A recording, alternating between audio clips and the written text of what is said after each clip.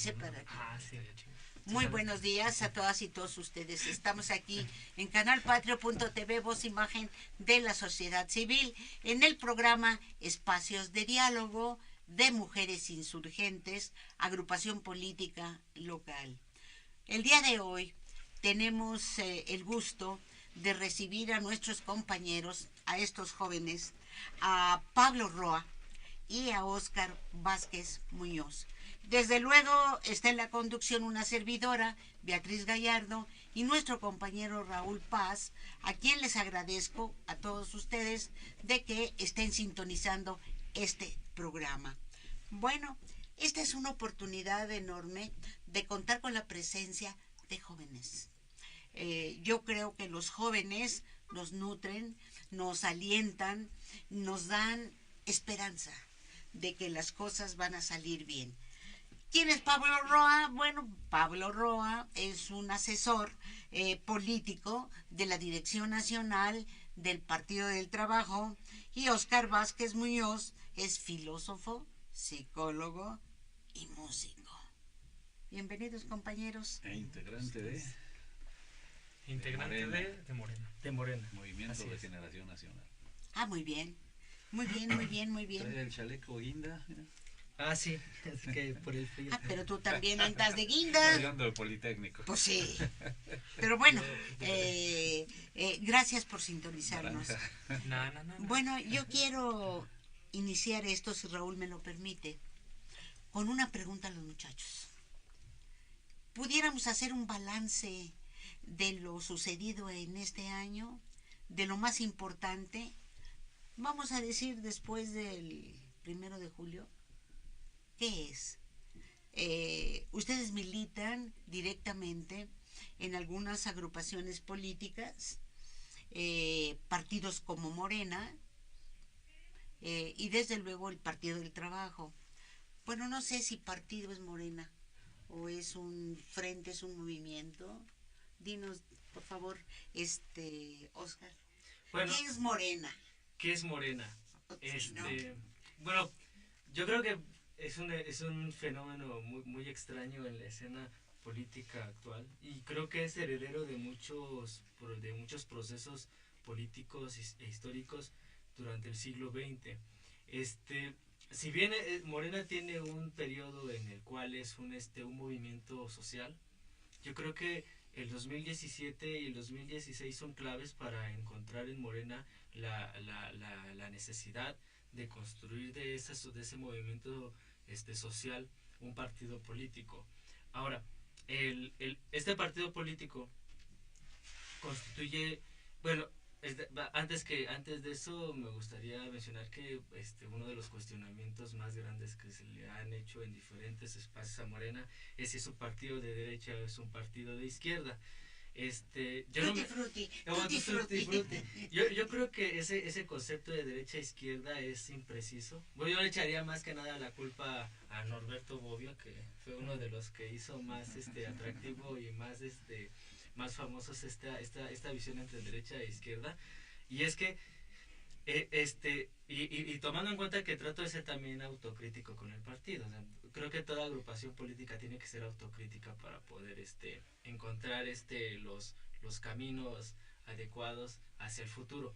Entonces no me atrevería a decir que Morena es un partido de izquierda o es un partido de derecha por las situaciones concretas que vemos en los diarios, en los medios de comunicación y en diferentes discursos políticos de diferentes representantes que pertenecen a Morena.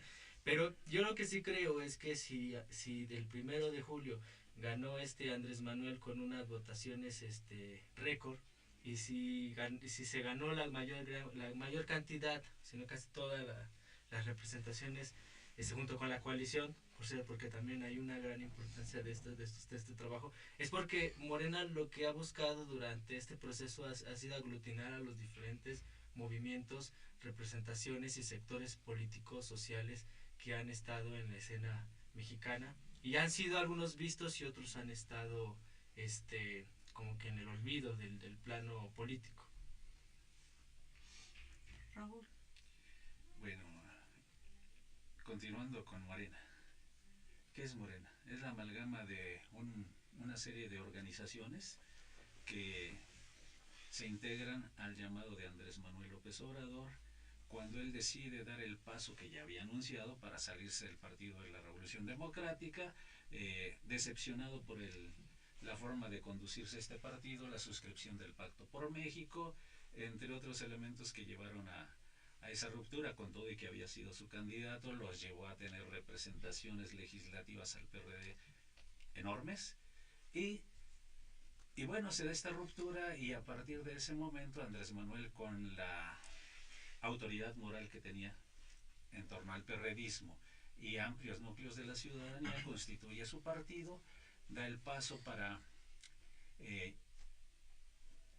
solicitar al Instituto Nacional Electoral, en primer lugar, para notificarle la intención de constituir el partido en 2013, 2012, 2013, no recuerdo la fecha, porque es en el año siguiente a la elección federal, fue la del 12, entonces notifica en el 13, realiza las asambleas estatales para constituir el partido, las hizo en casi todo el país, con un gran número de afiliados, que no militantes. Aquí es donde se confunden hasta los expertos en esta materia, en que son militantes, no son un gran número de afiliados. Saca adelante exitosamente las asambleas, constituye el partido, recibe el registro, y sorpresivamente en su primera participación electoral irrumpen las cámaras con una buena representación, disputando el tercer lugar al Partido de la Revolución Democrática, y con la amenaza de que los iba a rebasar, y los rebasaba tal cual sucedió, y bueno, gana la presidencia. Incluso ahorita que señalabas a propósito de la coalición que se convierte en gobierno, Juntos Haremos Historia, en este momento lo pensé, es que Andrés Manuel y Morena, hasta sin el PT y sin el Partido Encuentro Social, hubiera ganado. ¿Cuántos votos le aportó el PT y cuántos votos le aportó el PES a la elección presidencial? Pero bueno, eso es otra cosa, porque finalmente, gracias a los votos que tiene el PT, a los legisladores que consiguió y a los que obtuvo también el Partido Encuentro Social, pues Morena tiene una mayoría en la Cámara de Diputados y en el Senado de la República, pero sin embargo, a pesar de todo, no les alcanza para modificar la Constitución. No reúnen los 2/3 para poder hacer estas modificaciones constitucionales que se han propuesto y que tienen que negociar con los otros partidos. Ya lo sabemos de qué manera, bien con vía del convencimiento o vía de la compra de votos, la compra de apoyos, porque esto se ha usado tradicionalmente en el pasado. Pero bueno, ¿cuáles son las perspectivas de Morena rumbo a lo que viene? Son halagadoras, porque han construido un presupuesto que se está debatiendo en el Congreso de la Unión para ser aprobado, en el que hay coincidencia que es un programa en lo social asistencialista y que le lleva, lo platicábamos hace 2 días, a construir su clientela electoral. Pero esto no es condenable, todos lo han hecho. El PAN lo hizo en el gobierno, el PRI lo hizo en el gobierno, el PRD lo ha hecho desde los gobiernos estatales que ha presidido, porque ¿para qué se constituye un partido político? Para buscar el poder, para ganar la presidencia, que algunos lo han conseguido, 3 en la época moderna, PNR convertido en PRM, después en PRI, el Partido Acción Nacional y actualmente Movimiento Regeneración Nacional con Andrés Manuel López Obrador. Porque pues, ese es el objetivo, ganar el poder y conservarlo. Yo creo que en ese sentido, ahora que, sobre todo con lo que mencionaban anteriormente sobre el papel, porque la importancia del papel histórico que tienen los jóvenes en la actualidad, y pensando hacer también ser autocrítico desde Morena, yo creo que hace falta una autocrítica que también trata de ir hacia otros partidos políticos. Es que se necesita hacer una reconstrucción o una innovación de diferentes conceptos que se usan desde lo político. Por ejemplo, me he encontrado en clases o en capacitaciones a nivel político donde aún se usan conceptos clásicos como que la política es la búsqueda del poder para poder maniobrar en las diferentes administraciones o tener más accesibilidad a diferentes maniobras sociales. económicas o políticas. A mí me parece que es una concepción ya muy arrebasada, ¿no? Y además creo que es una visión muy fetichizada de lo político. Yo creo que si se tendrían que hacer una modificación a los programas o a la visión de entender a la política, lo primero que tendría que hacerse es acabar con el concepto de poder. Yo más bien creo que la política es la búsqueda de la afirmación de la vida a partir de procesos democráticos y de elección y de la libertad que existe entre los diferentes sectores de una sociedad. Entonces, eso ya sería cambiar el rumbo de entender la política. Dejar de hacer una política fetichizada que busca el poder para empezar a pensar la política desde una afirmación de la comunidad, porque un representante es alguien que afirma a la comunidad. Entonces, no se fetichiza, es un delegado del poder. Y hay una frase que a mí me gusta mucho, que dice: quien quiera hacerse gobernar, hágase servidor del pueblo. Entonces, eso implica generar nuevos programas. Entonces, ¿existe o no la idea de que los partidos es la única vía para ascender al poder? No al poder, yo creo que más bien... Bueno, eso dice la Constitución. Eso dice exacto, habría que hacer una modificación ahora a un debate desde la Constitución para empezar a cambiar también estos... Alguna vez se lo dije al profesor, al doctor. Entonces, de acuerdo a tu concepción, como que está mal López Obrador, porque llegó al poder, uh-huh, y ese no es el poder. Bueno, o no debe ser el poder. Que el programa de formación política que hay en los grupos de Morena y sobre todo que ha promovido Andrés Manuel han sido esta visión de Enrique Dussel sobre la vida, esta visión de la filosofía de liberación. Ahí es donde viene lo interesante. Lo que yo creo, ya nada más para acabar la cuestión sobre el papel de los jóvenes aquí, es que hace falta, uno, sí creo, y a lo mejor muchos compañeros dentro de Morena van a atacarme, o dentro de otros partidos políticos, que la ciudadanía tiene que tener las herramientas para poder hacer política independientemente de un partido político. Sí se necesita hacer una formación política, una capacitación, para que la ciudadanía pueda también organizarse independientemente de un partido político para empezar a tomar las decisiones de una sociedad. Pero esto implica hacer un análisis de fondo desde los diferentes programas educativos, universitarios, culturales y políticos. Generar una formación política integral que no solamente ve hacia su partido, sino que ve hacia el progreso de una sociedad, hacer programas educativos que también vayan hacia este tipo de visiones más abiertas sobre la sociedad y generar una cultura crítica, ¿no? Yo me he encontrado con personas que, por ejemplo, piensan que hacer una inversión en cultura es algo desastroso, ¿no? Cuando si no existe una buena implementación de la cultura en las diferentes administraciones, no se puede generar un gran cambio en el paradigma que tiene la sociedad. Entonces andan mal los morenistas, López Obrador, la Secretaría de Hacienda, porque de acuerdo a lo que tú dices, le bajaron un 6% a todo el programa de cultura a nivel nacional. Habría que empezar a generar también una lucha interna porque se haga ese tipo de cambios. Yo creo que es muy precipitado decir esto es el gobierno de López Obrador o este es el gobierno de las diferentes representaciones en el caso de Morena, porque bueno, no ha terminado este año y apenas estamos viendo qué va a pasar el próximo año en términos políticos. A ver, compañero, ¿usted qué dice? Está en un partido político. Estoy escuchándolos y me agradan mucho los temas porque vamos de las categorías del mundo de las ideas a irlo poniendo ya en concreto con el gobierno de Andrés Manuel.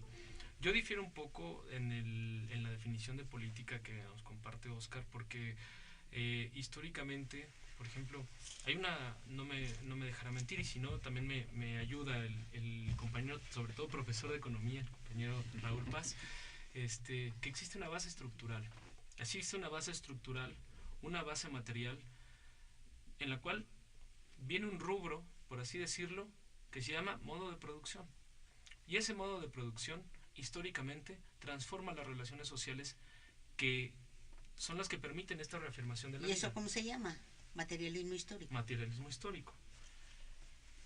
Y específicamente, por ejemplo, en la antigüedad, los griegos. Había una polis y había un demos.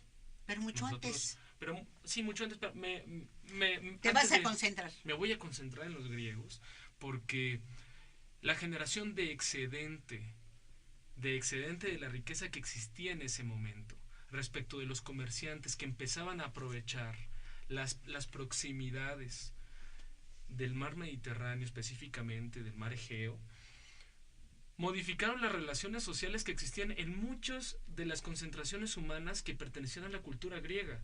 Y eso modificó las relaciones al interior de la, podríamos llamarlo, la aristocracia griega, la conformación de la polis. Se transformó la educación, se transformó la cultura, se transformaron los modos de vida. Por ejemplo, en Esparta. Esparta estaba dedicada a la militarización y terminó diluyéndose. ¿Por qué? Porque cambia la base estructural. Es decir, si la base estructural determina también las relaciones sociales y determina la superestructura y determina la ideología, luego entonces pensamos que actualmente pues la política son relaciones basadas en una base estructural, vaya la redundancia, que se llama capitalismo. Y en ese capitalismo existe dominantes y dominados, existe una burguesía, existe un proletariado y distintas capas. Y existen relaciones sociales. Y esa reafirmación de producción. Y relaciones sociales y de producción. Pero hay un elemento interesante, que la reafirmación de la vida, en los términos en los que nos comparte Óscar, se da de manera diferenciada, porque no es lo mismo la reafirmación de la vida que van a tener las clases dominantes con las ideas dominantes que propagan vía la estructura hegemónica que tratan de mantener, y la reafirmación de la vida que existe en las clases proletarias, en las clases trabajadoras, en las clases marginadas. Entonces, si estamos pensando eso, entonces tiene que haber un análisis sobre la disputa del poder para saber qué tipo de reafirmación de la vida es la que vale, en el entendido de que existe una lucha de clases, pero además la reafirmación de la vida en los términos en los que beneficie a un país donde las mayorías están más de 50 millones en pobreza, 20 millones en pobreza extrema, 94 millones en situación de vulnerabilidad. Hay un problema estructural de fondo en términos económicos, en términos políticos, en términos institucionales, en términos sociales. Entonces, no, yo creo que la política es una disputa del poder, pero para disputar ese poder hay una construcción de relaciones. Y en esa construcción de relaciones también hay una construcción de realidades, una construcción de conocimiento, una construcción de instituciones. Y ahí sí yo me iría a lo que dice Óscar, ¿no? Hay que hacer una revisión y una pelea desde el partido que ahorita tiene el poder. Y hay una construcción quieras o no, de tres elementos fundamentales: la construcción de la base política, la construcción de la base teórica, la construcción de la base ideológica y hasta la construcción, un cuarto elemento, de la base programática. Ahora, yo no me pelearía con lo que dice Óscar, porque creo yo que como partido, y es lo que comparto con los compañeros dentro del Partido del Trabajo, que nosotros, en términos muy reduccionistas, y también me van a tirar un poco los que escuchen esto, pero creo que estamos abocados a dos cuestiones en términos muy generales. Lo primero es entender cómo se construyen las relaciones humanas, las condiciones en las cuales se construyen. Y lo otro a lo que estamos abocados desde el Partido del Trabajo es a garantizar las condiciones para que esas relaciones sociales se construyan. Entonces, no me peleo con el tema, el término o los términos que presenta Óscar, porque tenemos que garantizar esa reafirmación de la vida en las mejores condiciones, y esas mejores condiciones pasan por entender que existe una derecha que trata de mantener una cultura dominante, unas ideas dominantes, una estructura económica dominante, y en esa estructura económica dominante, esa estructura económica dominante se fue formando con el paso de los años a lo que hoy tenemos, que es lo que platicábamos hace un momento sobre el presupuesto de Andrés Manuel, que tenía que operar con lo que estaba. Pero, y aunque no podemos determinar cuál va a ser el carácter de los 6 años, pero a mí me preocuparía si se cumple esa frase que conocemos, que es: en política forma es fondo, y se está equivocando en las formas. Porque ahorita tenemos aquí, los compañeros nos compartieron en qué está basado el presupuesto, que luego, si lo podemos subir al programa, es un comparativo de cómo estaba el presupuesto en el 2018 al 2019, y aquí vemos, independientemente de las disminuciones, tenemos 3 pilares fundamentales: trabajo y previsión social, energía y turismo. Y luego le sigue bienestar, defensa nacional y educación pública. Una primera lectura personalmente sería: mantienen las estructuras de orden y el principal motor, o los dos principales motores de la economía, y tratas de apaciguar esas contradicciones sociales que se generaron, porque esas contradicciones fueron, la elevación de esas contradicciones fue lo que derivó en el tsunami de votos que llegó para la coalición. Entonces, tranquilizas a la gente, estableces un pacto social, no te metes con los empresarios porque no hay un aumento de impuestos, que es una de las principales formas de redistribución de la riqueza, y garantizas que haya motores de crecimiento y de desarrollo estables. Pero, ¿y dónde está el acompañamiento de la gente? ¿Dónde están los mecanismos que van a observar el ejercicio presupuestario? Esas disminuciones, por ejemplo, el tema de que sea un error o no sea un error de las universidades, ese respeto a la autonomía, pues tenemos que decirlo. O sea, la separación que tiene una casta universitaria que gana casi 200,000 pesos mensuales, pues te separa también ideológicamente, porque en el individuo también se cumplen esas tres premisas, ¿no? Hay una base económica material que es un salario que prácticamente más de la mitad de la población ve como inalcanzable, que son más de 100,000 pesos mensuales.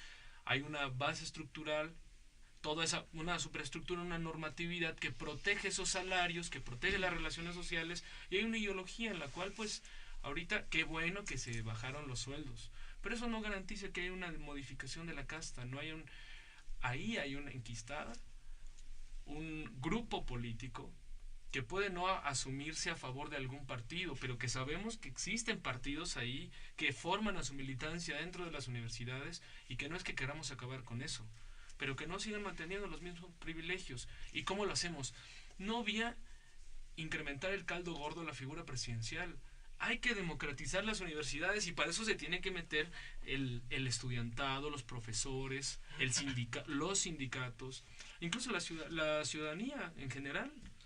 Yo creo que aquí, por ejemplo, quiero irme sobre 3 puntos fundamentales. El primero es que existe, y creo que seguimos jalando desde el siglo XIX y XX. Ya Octavio Paz lo había escrito en un texto que a mí me parece genial, el del logro filantrópico, la idea de la figura máxima dentro de la escena política mexicana, ¿no?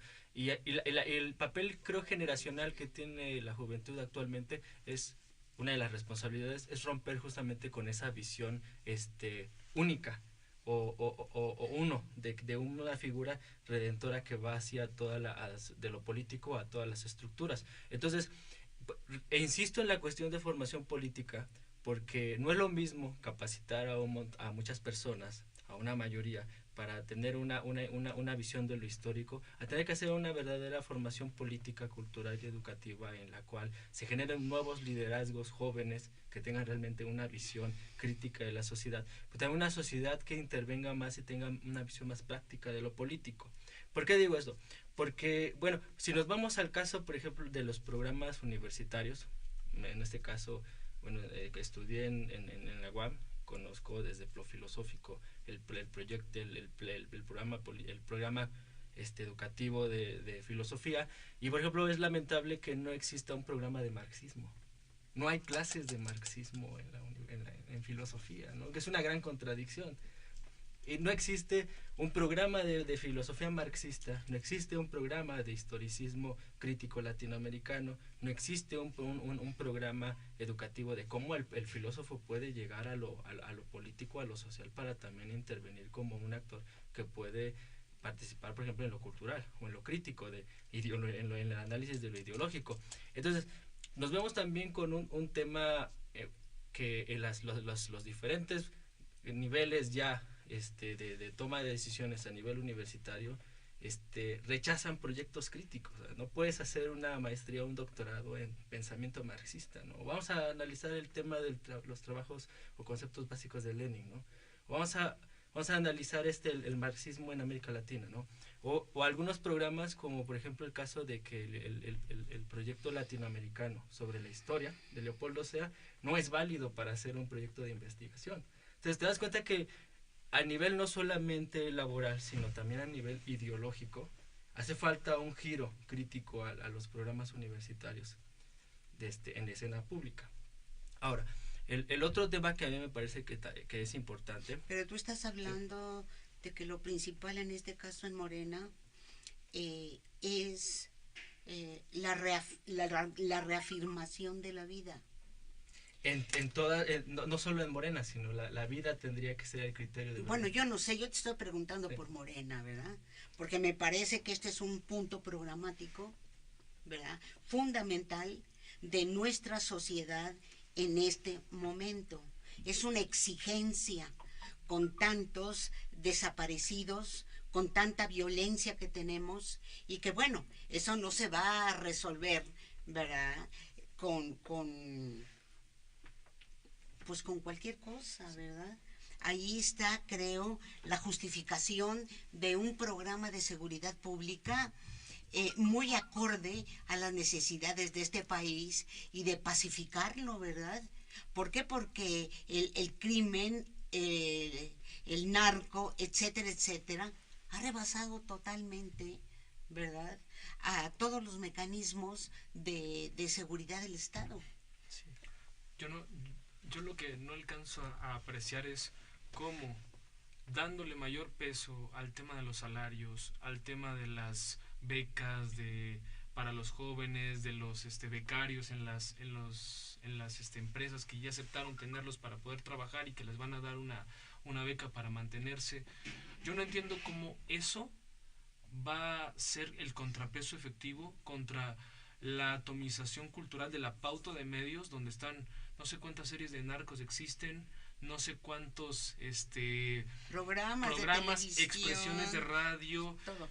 O sea, hay un anhelo aspiracional, material, pero que tiene que ver con un estereotipo de personajes o de personas o de personajes que también podrían decirte la reafirmación de la vida vista desde el narcotráfico es tener tus camionetas, tener tu banda, tener tus billetes, que todo el mundo te respete. Aunque la vida sea corta. Aunque la vida sea corta. Bueno, en el 2000, por ahí del 2010, 2012 salió una expansión, un artículo donde uno de los sargentos militares del ejército mexicano que se pasa para el crimen organizado, que lo entrevistan ya cuando lo agarran, dice Z1, mejor, ¿verdad? Mejor vivir 5 años como rey que 50 como güey. ¿Cómo un incremento del 16% al salario mínimo va a contrarrestar un asunto que es de orden cultural? 14 pesos. Porque sí, si decimos 16% parece algo enorme, sí. No, 14 pesos. Sí. Pero ¿cómo eso va a contribuir a un asunto cultural cuando le estás bajando la cultura? Y dicen, bueno, ya salió Gael García y Diego Luna y Jiménez Cacho a decir es que Andrés Manuel se equivoca. Es que no se están metiendo al ejercicio, a la observancia de cómo lo vas a operar, a dónde le vas a dar más presupuesto. No, le quitamos y ya. Y ahí se acaba porque le vamos a poner a otra situación. Cuando la ciudadanía lo que creo que estaba esperando es que un presidente no solo se comunicara vía las mañaneras con la gente, el diálogo. El diálogo también es en la observación al ejercicio del presupuesto, el acompañamiento de los recursos que todos estamos poniendo. Es más, en la mañana estaba leyendo lo que estábamos platicando en la ocasión anterior de conductismo y constructivismo. Conductismo mira la realidad desde un estímulo-respuesta. Y el constructivismo construye partiendo de que reconoce la capacidad que tiene todas las interacciones con el medio, y eso lo mira Piaget. Pero Vygotsky dice que el medio te transforma a ti mismo. Entonces, en la participación ciudadana también había Marx. Eso lo dijo Marx. Palabras, claro, lo dijo Marx. Trabajo físico y trabajo intelectual, y eso te construye.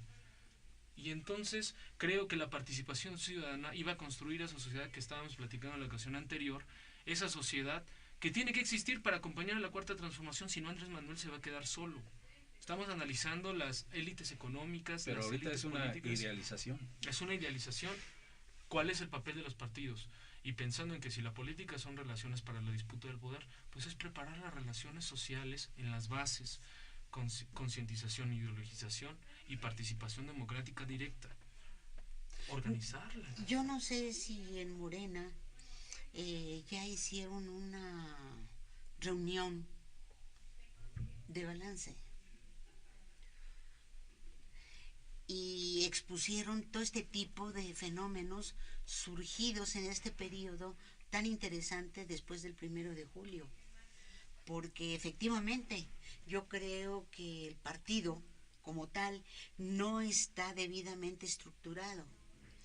Entonces, bueno, aquí hay muchas cosas que se tienen que ver, que analizar, pero sobre todo debe de partir de una autocrítica de los órganos dirigentes hacia la gran base social y marcar una pauta, un programa, a donde una línea política que permita llegar a preparar los comicios del 19, ¿no?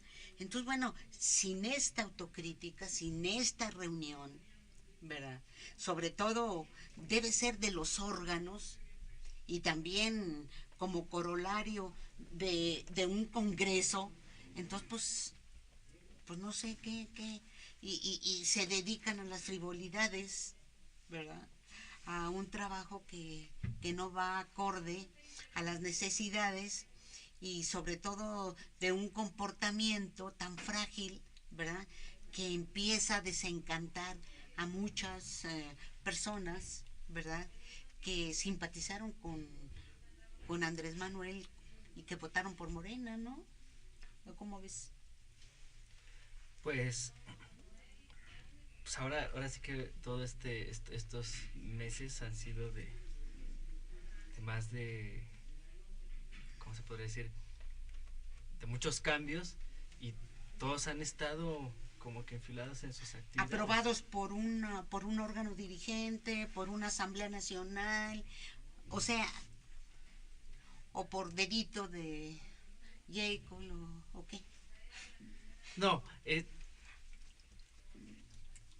ha habido diferentes cambios en esa cuestión, en la situación de que todos han estado más en esta cuestión del trabajo en los diferentes sectores, y no ha habido una situación de reflexión. Ha sido todo de una forma muy pragmática. Ahora, regresando a la cuestión de Andrés Manuel, bueno, yo siempre lo he dicho, o sea, Andrés Manuel siempre lanza la pregunta o lanza la problemática, y siempre empieza todo un proceso de debates y de crisis a nivel reflexivo en la sociedad. Yo creo que en ese sentido habría que ver cómo cambia la situación en algunos meses en ese tipo de circunstancias. No podemos permitir que la figura presidencial alcanzada se vaya desgastando, desvencijando, y que volvamos otra vez a tener una crisis de credibilidad, ni al interior de la coalición ni al interior del gobierno. Y no podemos dar tampoco margen a que la oposición se reagrupe, se reorganice en torno a una serie de intereses que están unidos contra AMLO, ¿no?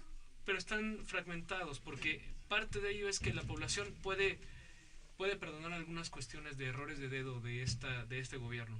Lo que sí todavía no perdona y todavía no logra sobrepasar es precisamente el hartazgo, el encono social que generó todos los gobiernos, tanto del PRI como del PAN, y que ahorita ellos se ponen exigentes en un afanoso y cínico esfuerzo por decirle a Andrés Manuel lo que no está haciendo bien, y todavía tenemos la posibilidad de decirles: ustedes miren, cállense. O sea, si estamos ahorita en un problema serio, estructural, es por ustedes, y que no nos permite crear coyuntura. El problema en esto es que lo comentábamos en el programa anterior, sí. Los colaboradores de Andrés no han estado a la altura de las necesidades del gobierno de Andrés Manuel. Esos errores de dedo como que se han repetido. Esa amenaza de Durazo en torno al asunto de la Guardia Nacional, o si no la aprueba los diputados, vamos a regresar a los militares a los cuarteles.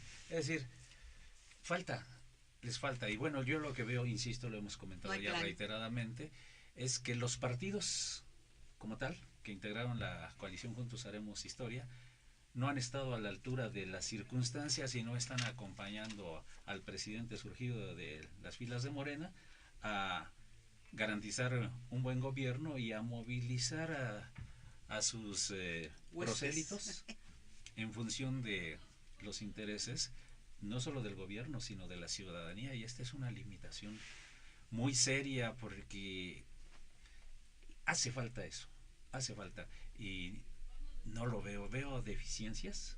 Sí tengo conocimiento de que no solo Dussel sino otras personas están construyendo un proceso de formación de política ideológica teórica, pero es en élites y no trasciende hacia abajo. Y en base a la innovación. Sí, y cuando mencionas esto de la ciudadanía, de una ciudadanía ideal, pues hace falta mucho para eso, porque obviamente, lo decía Beatriz hace varios programas, hay que capacitar a los capacitadores. Es decir, ¿cómo formamos? ¿Los partidos como los conocemos están dedicados a construir ciudadanía? No están construyendo ciudadanía. Bueno, no están construyendo ni militancia. Pues sí, es el problema. Esa es una limitación, porque tienen afiliados. ¿Para qué queremos que construyan ciudadanía? Para eso están tantas ONGs. Sí, para nosotros las normas básicas del militante son militar, cotizar, estudiar y luchar. Son 4 normas básicas que debe tener un militante de cualquier partido político. Y si no las tienen, si adolecen de alguna, bueno, pues algo está fallando. Si adolecen de 2, tan mal. ¿Y por qué dicen militar? El sentido de pertenencia. Cotizar, aportar en económico para el mantenimiento del partido, ¿sí? Y de todas sus actividades. Estudiar, para prepararnos, estudiar la realidad nacional, la realidad internacional y todo lo que tenga que ver con ellos. Y luchar, lo que decimos, estar preparados para movilizarnos, para estar con en base acción. A un programa. A un programa del partido, a toda una estrategia y toda una táctica. Y no lo decimos por ustedes, ¿no? Lo decimos en función de lo que vemos en lo que sucede en los partidos políticos. Lo que no estamos viendo hoy, lo he dicho reiteradamente, están convertidos desde hace años en maquinarias electoreras, ni siquiera electorales, electoreras, preparándose para los procesos. Es cierto que los rebasa la realidad a veces y los procesos electorales están a la vuelta de la esquina, ya están los de 2019 en puerta, Baja California me parece, Aguascalientes y los otros más. Durango, ¿sí? Baja California, y me está faltando otro. Bueno, yo quiero agradecer desde luego a Pablo Roa, y es a Oscar Muñoz, sí, ¿verdad?, que hayan estado aquí con nosotros, y desde luego a Raúl Paz, que hayan estado con nosotros en este programa, en esta mesa de debate. Siento que nos faltó mucho tiempo. Vamos a ver cómo continuamos con esta charla tan importante. Creo que tanto el deseo de Raúl Paz como el mío propio es el de poder aportar, el de poder orientar desde otro punto de vista lo que vemos, lo que sentimos que son deficiencias, limitaciones de clase, y desde luego el que se va opacando cada vez más la perspectiva de participación económica, política, social, desde un punto de vista militante.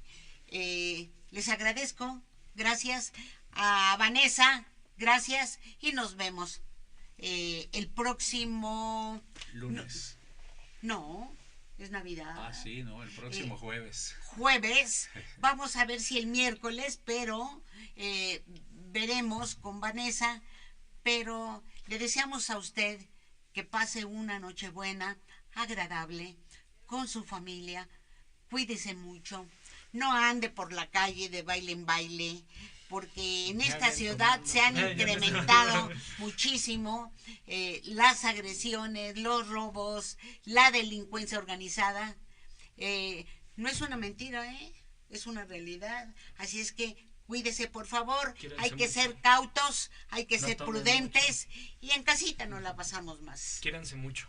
Muchas gracias. Saludos a Gaby.